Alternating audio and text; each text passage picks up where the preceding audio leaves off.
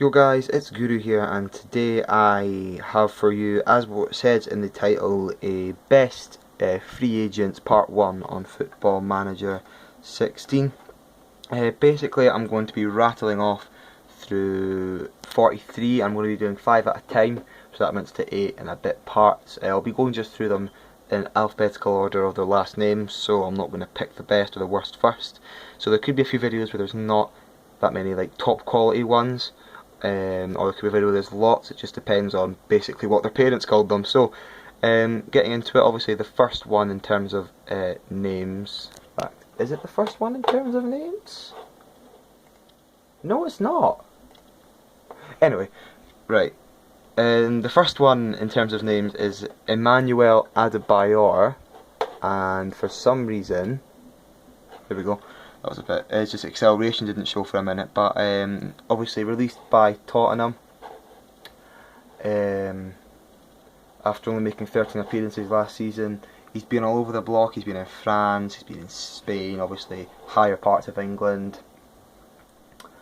And these are the stats. So as you can see, I'm probably going to be changing, if it just focuses, I'll probably be changing the colour of the attributes, but I just thought I'd leave them normal for just now. So obviously when I have a positive stats, there's a few that stick out, which are quite good. Obviously it'll do your job in the Premier League as you'd expect. So if you look in need of a Premier League striker, I don't know if you can get him for the Championship. His wage demands might be a little bit too high, but he'd be world class in the Championship, but he'd do you a good job in the Premier League as well if you're a bit of a lower team like a Bournemouth or a Norwich. Moving on to the second player, it was actually who I started with, Ricky Alvarez, one of the hottest free agents this year, released by Inter. He was on loan at Sunderland last season. We made 13 appearances, but he's released by Inter now, and he's got some very nice stats. If you want to take a pause, he's got 17 flair. You can see 16 passing. There's a few 16s in his technicals and stuff. It's actually the other. Dribbling is 16 above finishing. It just hasn't got it up for some reason. But there's a few really nice stats, and obviously you can play left attacking mid, centre attacking mid, centre mid, and right attacking mid. So he's a versatile player, as you can see by his little map bit here. You can sort of play in any of the front positions, and he'll definitely do your job in the Premier League, as well as Adebayor. Moving on to the third one. Some of you might know who he is, some of you might not. Maximiliano Amondarain. I'm going to go with that. I think that was good. Obviously take a pause. Cardiff, he made no appearances. It's a bit of a shame because he's quite a good player. But he's got some nice physicals, some decent mentals. Obviously his technicals could be a bit better, but he's a centre back, and a few of the key ones are okay. In fact, I need to go back to, it's not saying what his tap. I don't like it because it's tackling's 12, which is again quite nice. So obviously if you want to pause, have a look at his stats, feel free. Moving on to the second last player, that is Zumana Bakayogo. At the start of the game he's out for 2 to 4 months. The other players aren't injured at all, but this guy's good. You know, he's got decent physicals again, quite good technicals, quite good mentals, quite well rounded. If you go to his cons, I've only 78% scouted him. I'm Man City, so that's why some of the players don't have as good star ratings.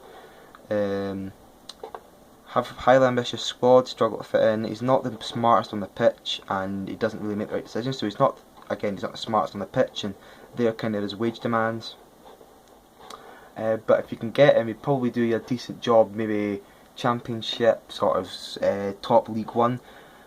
And moving on to the last player, some of you might know him again, some of you might not. It's world class striker that everyone talks about these days, Leon Best. I'm just going to go straight to his cons. Again, not the smartest on a football pitch, quite slow, like anticipating how the game reads, and quite high wage demands.